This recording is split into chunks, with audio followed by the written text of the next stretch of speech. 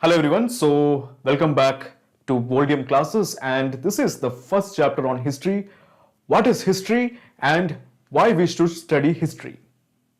So let's explore the content table. This is our content table. On the very first, we have what is history. Here we are going to look few of the important things like, what is the relationship between time and history. Then we will have few important facts on the subject, that is history. Okay, here we will look into the definition of history, the father of history, and the difference between prehistory, proto-history, as well as history. Alright, then we will learn why we should study history. Now, here we have categorized why we study history as some of the failures as well as some of the success stories. The next section itself is some failures. These are the failures. Despite knowing history, despite studying history, they repeated the same mistakes. Right? Then we are going to look into some of the success stories. So these are those success stories where the person knew the history but didn't repeat the same mistake. And that is why they are the success stories. Right? Okay, then we have the Indian perspective. So Indian perspective, it's bit philosophical, right? But at the same time, we will look into the ancient Indian perspective, that why we should study history. Then we will look into a few MCQs. There are like 2 or 3 MCQs. And also the PDF of this particular chapter will have 2 or 3 questions that will probably come in mains, or at least give you a perspective how the questions in the mains of UPSC General Studies 1 has to be handled. So let's start with what is history. As you can see in front of you, you have this amazing video. And this video shows a place called as Grand Canyon. And this is the Colorado River. And as you can see, you have a small boat. This small boat is history. And the river that is flowing around, that is time. So history is like a boat, zooming through this river, exploring its twists and turns. So this is a metaphorical way of explaining the relationship between time and history. So let's really focus. What is exactly history? History is basically the study of past. It helps us understand how we started from early cavemen to these bustling cities and smartphones. It creates a relationship between this early man and this bustling cities. This early man lived like 1 million years ago, that is 10 lakh. 1 million years ago, how this caveman lived in caves to these bustling cities, how did that happen? That relationship is established by history. Now, you may have a perspective that, history is all about those bloody kings and their bloody battles. No. History is more than that. History is actually a very good detective game. Because to find an event in history, we have to go through a lot of clues. Let's say we take a clue called, let's say we have a clue called as old bones. We have someone's skull. We go through that, right? Then we go through the pottery shards. And then we go through the ancient writings. Sometimes we have to even go through the myths that has been passed through generations and generations. So that's the beauty of history. It's a very beautiful detective game. Right? Alright, so we have come from a metaphorical way of describing the relationship between history as well as time, and describing history as a detective game. So what's next? We are going to now study few important facts on the subject that is history. So let's do that. So what are the important facts on history? Let's start with history as, the word. Where did it came from? Obviously, we know that history means the study of the past events. That's the definition. But where did this word come? History. History actually comes from a Greek word called as historia. Now, this is a very, very ancient word. Now, what is the meaning of this Greek word historia? What is the meaning of it? So, the meaning of historia is very simple. It's actually three words. Actually, it has three meanings. The first one is inquiry. The second one is knowledge from inquiry. And the third one is judge. All right? History is derived from a word called as historia. Cool? And the meaning of historia is inquiry, knowledge from inquiry, and judge. Cool? So you must be thinking, who coined this word? Let's forget about that. Not important. We know the meaning of the word, that's sufficient. It was probably coined 2,500 years ago by Greeks, or we just adapted to it. Let's ignore that. But we should be focused on knowing who is the father of history.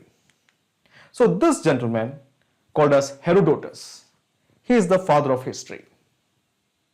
He lived in Greece quite an ancient time, during the ancient times, and he, as well as his friend, called as Thucydides, were quite interested in finding the events of the ancient past.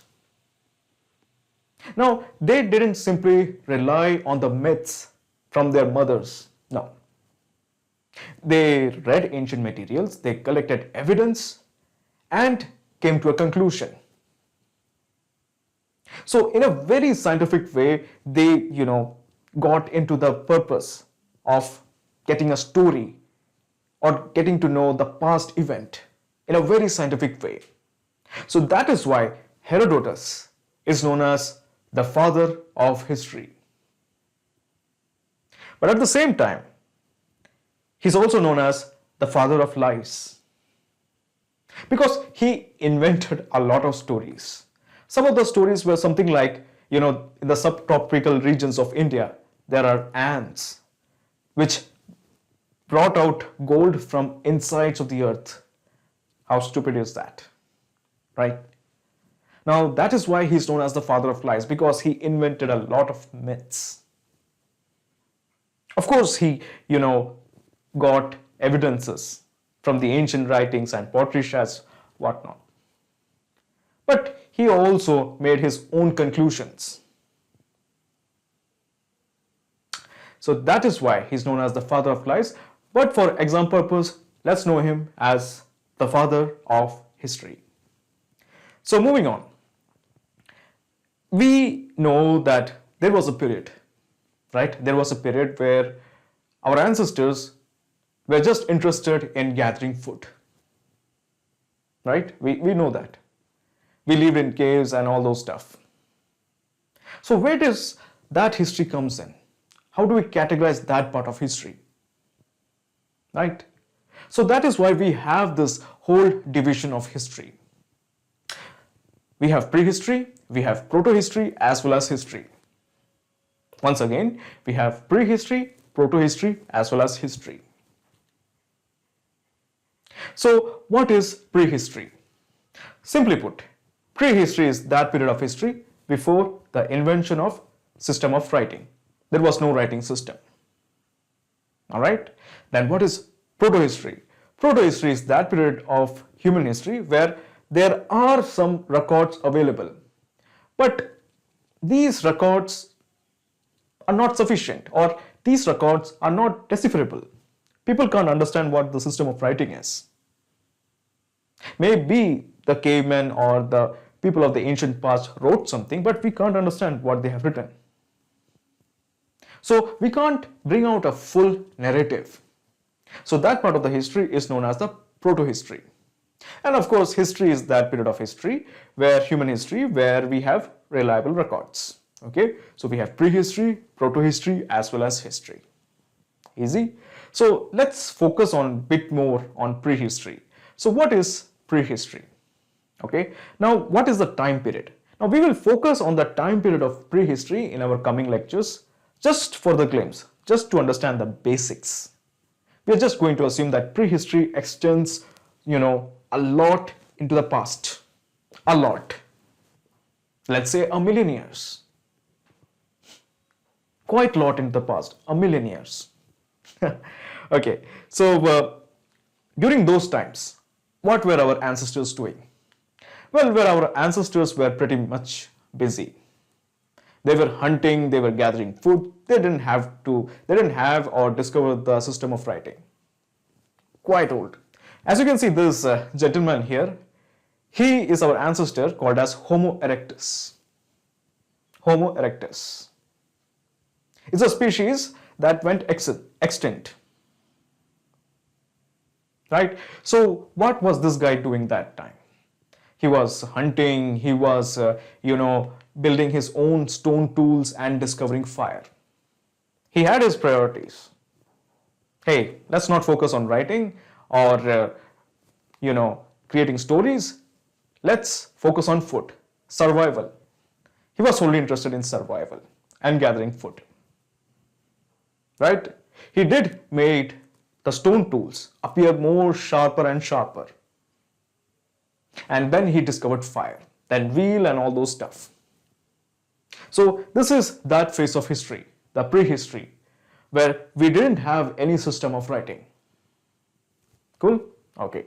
Then we come to the next phase of the transition, the transitional phase, the proto-history. This is that phase where we do have written records, but these written records are not decipherable, right? They had some kind of writing or record keeping, but it doesn't provide a complete picture of their lives. So it's basically a bridge between the prehistory as well as the history. Proto-history is just a bridge, right? Now, proto-history is not that big. Prehistory is a very lengthy period. Proto-history is not that much. Now comes the third and the final part, that is the history, where we have some records. But again, the problem here is sometimes these records are not that reliable, because there are many records in which it says the king was like 8 feet tall. He defeated thousands of armies, thousands of soldiers. He killed thousands of soldiers. Even a man with some common sense can understand that that is just dump. Right? So it's not necessary that these written records are always reliable. Right? Okay. So we have studied prehistory, proto-history as well as history. Now let's focus on the next phase. Okay? And prehistory, proto-history and history. Right? So we are done with few important facts on the subject history. Now comes the part, the most important part, why we should study history. This whole chapter is on this particular idea, that why we should study history. Right? So let's focus. Now we are going to focus on two things. The first one is the failure stories as well as the success stories. In the failure stories, that's the first one. We are going to first start with the failure stories. Right? We are going to start with the failure stories, and we are going to focus on a very important narrative, a very important idea, that if you ignore or appease your enemies, there will be always bad consequences. Always. We are going to focus on this particular idea, historical events where appeasing or ignoring your enemies always leads to disastrous consequences. Right? So let's focus on two of these stories. These are the failure stories. The first one is appeasement of Ajatashatru by Baji, and the second one is appeasement of Hitler by Britain. Right? So let's focus on this one, the appeasement of Ajatashatru by Baji. So this is the current India we know, 2024. We have the whole 28, 29 states in front of you, all of them beautifully arranged. Now let's go some centuries into the past. As you can see, this is 484 BC, before the birth of Christ. Now we don't have the concept of India, but we do have the Indian subcontinent. As you can see, you have the Indian subcontinent. And we have a few of these city-states, right? We have few city-states in front of you, and these city-states are known as Mahajanapadas. Let me repeat that phrase. These city-states are known as Mahajanapadas. There are 16 Mahajanapadas. Now, for this particular story, we are going to focus on two of these Mahajanapadas. The first one is Magadha and the second one is Vaji. As you can see, the eastern part of the Indian subcontinent, you have Magadha as well as Vaji. Magadha and Vaji. Cool. So what's the deal between Magadha and Vaji? Magadha and Vaji are one of the few Mahajanapadas, right? And Magadha is an aristocracy, it's a monarchy ruled by this guy called as Ajatashatru. On the other hand, Vaji is a republic. As you can see, you have few people to show that it's a republic. And Magadha is just ruled by a guy called as Ajatashatru. Ajatashatru is a bully. He is not a pacifist, he is a bully. He wants to expand his kingdom, right? He's trying to expand his kingdom. And Vaji, for some reason, they don't want war. That's pretty unfortunate, and it's pretty good. Vaji, the people in Vaji are pacifists. Now, to prevent Ajatashatru and to prevent war, they decided to do something stupid. They decided to send gifts to Ajatashatru. Now, this is a very fatal mistake. You should never appease your enemies. Instead of preparing for war, these guys, the Vaji, the people in Vaji, the people who elected them, the ruling class, decided it's better to avoid confrontation. They start sending him gifts. Ajatashatru understood that maybe Vaji doesn't have the firepower or the manpower, or maybe they don't have the will to fight. Ajatashatru simply marched his armies to Vaji, burned the whole cities, and pretty much conquered the whole kingdom and brought it into his own empire. The whole concept of Vaji was destroyed. And that was bad. Because Vaji is a republic, or was a republic. Now that was an achievement back in the ancient times. You will rarely find a republic, almost a democratic kind of setup. Not democratic, republic, that's the word. Where few people come together and elect the persons who will rule them. There were many tribes living in Vaji. They all came together and decided, yes, this is the man, this is the person that they are going to rule us. Unfortunate. Let's move on to the other story. So we have the next story, that is appeasement of Hitler by Britain. Now this is a very famous story, because one of the reasons is it happened in the recent past, maybe just 100 years, right? 100 years, just we have to go 100 years into the past. A very beautiful story, a very beautiful lesson it teaches us. The same lesson that you should not appease your enemies. Let's focus on the story. So this is Europe 1938 AD, and we have the actors of the story, the Great Britain, the superpower of that time, France, another superpower of that time, Germany, the upcoming superpower, Czechoslovakia and Poland, right? UK, France, Nazi Germany, Czechoslovakia and Poland. So these are the actors, the real actors, starting with Adolf Hitler, Neville Chamberlain and Edward Daldier. Nazi Germany is ruled by this guy, Adolf Hitler. You are familiar with that name, Adolf Hitler, right? And UK by this guy, Neville Chamberlain, and France by Edward Daldier. The people who are ruling Czech Republic, Czechoslovakia and Poland is not important at this point. 1938. Hitler wants part of Czechoslovakia because he believes he knows there are people living in Czechoslovakia who are Germans. A valid reason to annex part of Czechoslovakia. Right. Now remember this, 1938 is that time where there had been a world war, World War I. The world has just come from the World War. And that is why UK and France, they didn't want another world war. They just wanted to avoid the war at any cost. Right?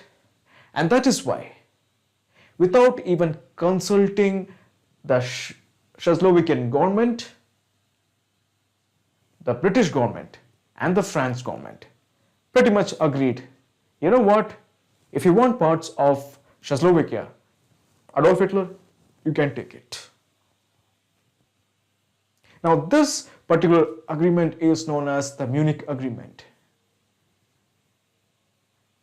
Imagine the part of your country being taken away by a bully, and you are not even part of the consultation process.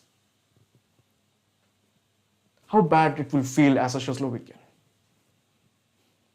That's what Adolf Hitler did. Now, the villain of the story is definitely Adolf Hitler. No doubt about that. But the Prime Minister, Neville Chamberlain, and Edward Daldier of France, they are equally responsible. On the pretext of avoiding the war, they decided, you know what, let's appease Adolf Hitler. Let's keep him quiet. Now that's the thing of appeasing a bully. That's the thing of appeasing your enemy. They want more. Hitler didn't stop there. He pretty much conquered the whole of Czechoslovakia, right? And then marched his armies to Poland, thereby starting World War II. This all could have been avoided if UK and France, back then the superpowers, they should have checked Adolf Hitler a long time ago. But they were scared. I don't really blame them. They were scared of another world war. Unfortunate. Well, let's move on to some of the success stories because the failure stories are really heartbreaking, right? So we are done with the failure stories where appeasement always lead to bad results. Appeasement of Ajatashatru by Baji, done. Appeasement of Hitler by Britain, done and dusted. So let's move on to the success stories. Now this is one of the finest success stories, that is Genghis Khan learns from history. And the second one is American government learns from history. These are one of the two important success stories the world has known, right? Now let's focus on the first one, Genghis Khan learns from history. So what's the deal? Now as you can see, the man above me is Genghis Khan. And there is a small yellow circle, and that's his kingdom in 1201 AD, nearly 700, 800, 900 years back. That's a small kingdom, right? Now remember, Genghis Khan is not that much educated, he's practically illiterate. The army he had was at that point was not that advanced when he started? No, nothing remarkable. But remember, in a span of 2 decades, just 2 decades, this is his empire. Just 2 decades. So the question is, how a nobody did this? How he practically conquered pretty much the whole of Asia, parts of Europe, and he was probably going to march into Africa. How a nobody did this? He was illiterate, but he learned from history. He learned from the tactics of his predecessors. He learned every time from the failures. There were parts where he met with some defeats, but he learned from it and pretty much became invincible. For example, as you can see, you have the stone throwers to destroy the forts. It was not his invention. He took in the engineers from the conquered cities and tagged along with them and went to the fort and conquered it, or pretty much destroyed it. He took in the artisans, the musicians. He learned from history. He avoided repeating the same mistakes. And that is why we had this big, massive Mongol empire. Right? These are the success stories where the person learned from the failures of his predecessors, applied it, became invincible and immortal. Moving on to the second story, that is American government learns from history. So let's focus on that. So we are not going to march into a deep past. Let's just say, 100 years into the past, 1929 AD. This is a time of Great Depression. People in America are without jobs. The situation is really bad. It's so bad. 2008 crisis, the recession, is nothing compared to this event. 1929 AD, America was a literally bad place to live in. People were just lining up in queues to get jobs, just, to get food. People were selling their children for food. The situation was bad. The social security, practically at that time there was no really concept of social security. It was nothing. There was no such thing. Let's move away from this 1929, right? Because it was a bad time. Now we are going to fast forward to 2020. This is the time of coronavirus.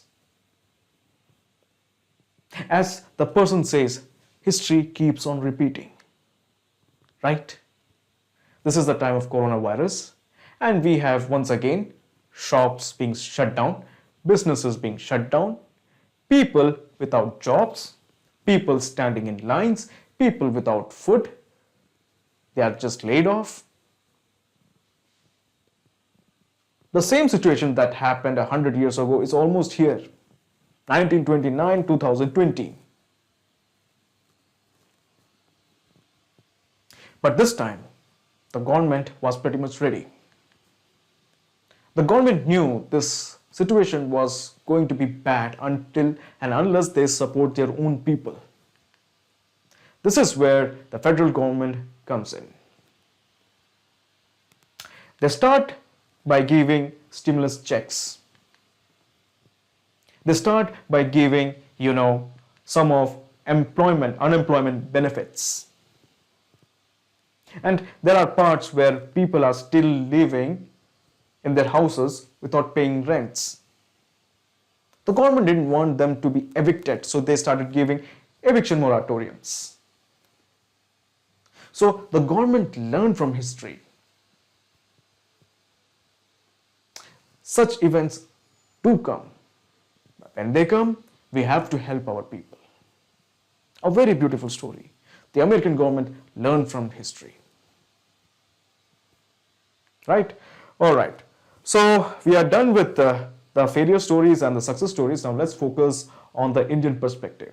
Okay, so what's the Indian perspective? Let me show you some of the areas that I really want to show. For example, this is 2024, the current year. And as you can see, that is the Indian state of Punjab. Focus on that small place, right? This is 1839 AD.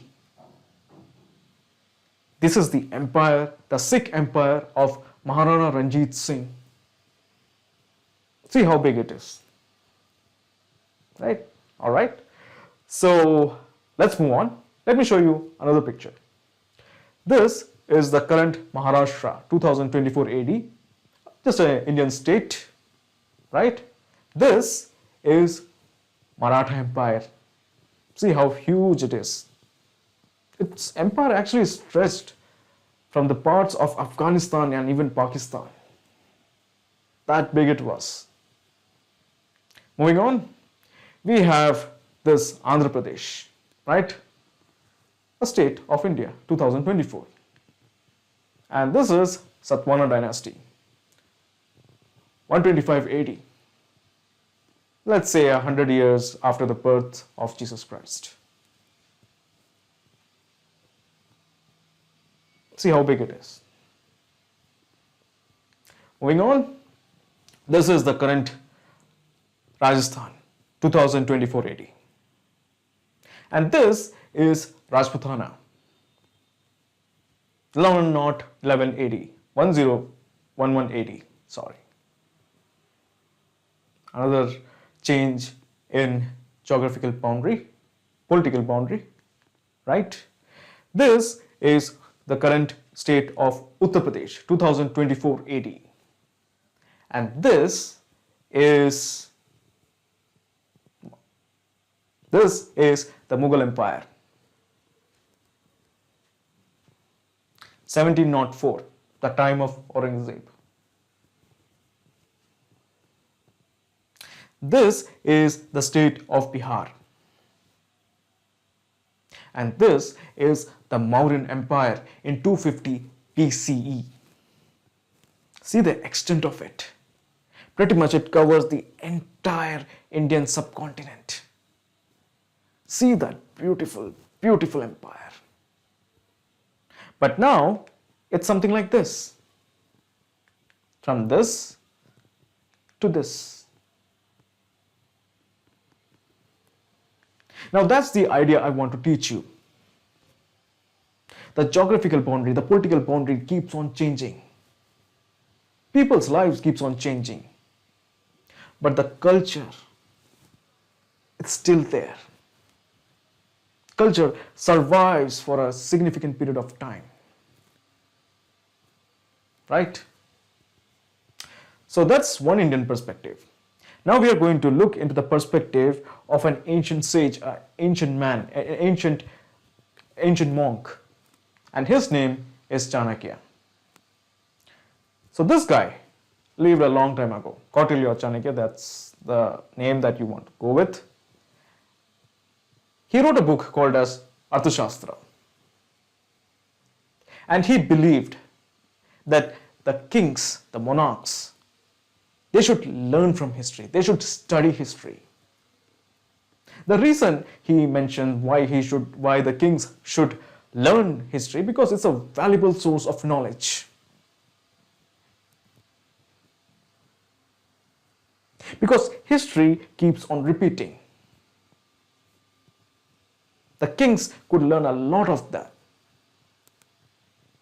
Because from the history, they can anticipate the future. Right? So that's Kautilya's perspective, right? Now there is one more thing that you should know about, that is the Itihas Puranas. So what are Itihas Puranas? They are just a collection of history, Indian history to be exact. Now remember this, they do contain the information about the kings and queens of India, but they're not necessarily accurate. As far as UPSC is concerned, it's not going to ask about Itihas Puranas, but for the sake of it, I have added into this particular PDF. Now, Itihas Puranas does deal with kings and their empires, how they started as big empires and they fell down and all those stuff. Just go through it. So we are done with the Indian perspective. Now we are going to march to the MCQs. So let's start with the MCQs. We have the first question. What can be inferred about the political systems of Magadha and Vaji?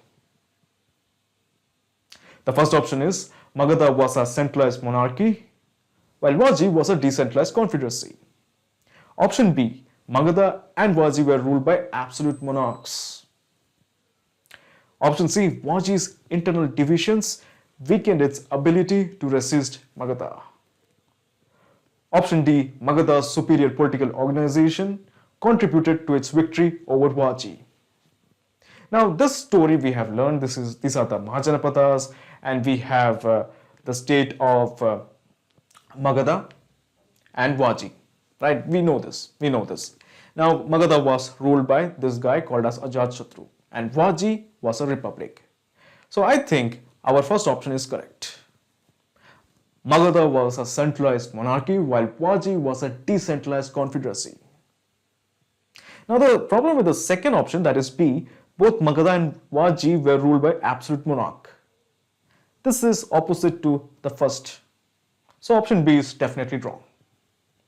Option C, Vaji's internal divisions weakened its ability to resist Magadha. Now the problem here is, definitely Vaji was a republic. But there is no conclusion can be drawn that republics are bad than monarchy. So option C is not true. Option D, Magadha's superior political organization contributed to its victory over Vaji.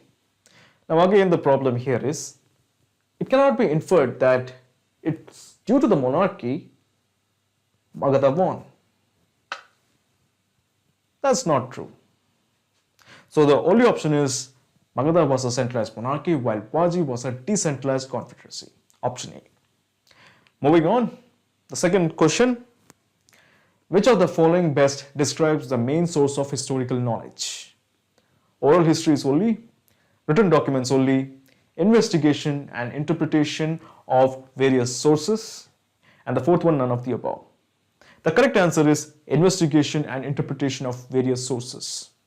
We can't just rely on the oral histories because many myths have been passed down as oral histories. Many legends, many kings about their supernatural powers, which cannot be true, is passed as oral histories. Then we have the written documents again. Many times, many conclusive reason cannot be found with written documents only. So the correct answer is investigation and interpretation of various sources. That's how historians create a story, create a narrative, right? Then let's move on to the third question. Why is history considered as a subjective discipline? Option A, it only deals with the events in the distant past. Option B, historians rely on incomplete and biased evidence. Option C, it primarily focuses on the lives of great individuals. And option D, it has no practical relevance to the present. So I think option B, historians rely on incomplete and biased evidence, is the correct answer. Because that is true, because many times, let's say you have a pottery shed. You have a few things written in pottery shed, but we don't find the next set of the pottery sheds. You have a tablet in front of you, the whole historical tablet. It has a lot of things written, but you can't find the next set because maybe it was destroyed. So that is why historians rely on incomplete and biased evidence. So that calls for the end of this session. We have in our PDFs, you should go through those PDFs. Maybe the teacher is not that great, but the content is absolute the best. Go to the PDF and try answering the mains questions that I have created. Please go through that, and in case if you have doubt, you have my email address. Please go through that too. Thank you.